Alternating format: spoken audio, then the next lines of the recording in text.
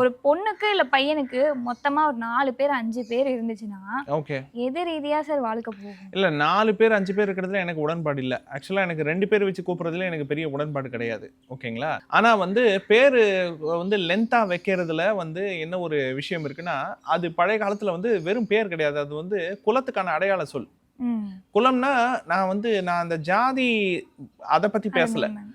அவங்களுடைய குலசாமி இருப்பாங்கல்ல, அவங்களுடைய குலதெய்வம் இப்ப இருக்கு இல்லைங்களா, குலதெய்வத்தோட பேரை இவங்க பேருக்கு பின்னாடி வச்சிருவாங்க. ஓகேங்களா? இப்போ நீங்க வந்து இப்போ வீரன் வந்து குலதெய்வம்னு வச்சுங்க, மதுரை வீரன் வந்து குலதெய்வம்னு வச்சுக்கோங்களேன்.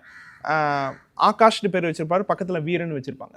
அவங்க குடும்பத்திலேயே இன்னொரு பெண்ணோ ஆணோ யாரோ பிறப்பாங்க, அந்த பேருக்கு பின்னாடி வீரன் வைக்கிறது. ஓகேங்களா? இதே பெண் குழந்தைங்க பெண் தெய்வமா இருந்துச்சுன்னா அந்த வீட்டுல பிறக்கிற பெண் குழந்தைங்களுக்கு இயல்பா அவங்க வைக்கிற பேர் வச்சிருப்பாங்க, பின்னாடி அந்த குலதெய்வத்தோட பேரை வந்து தொடர்ச்சியா வைப்பாங்க. 2 பேர் இருக்கும் இல்லையா, அக்ஷய் குமார்னு இருக்குல்ல, அப்ப அந்த குமாருக்கு பதிலா அந்த குலதெய்வத்தோட பேர் இருக்கும்.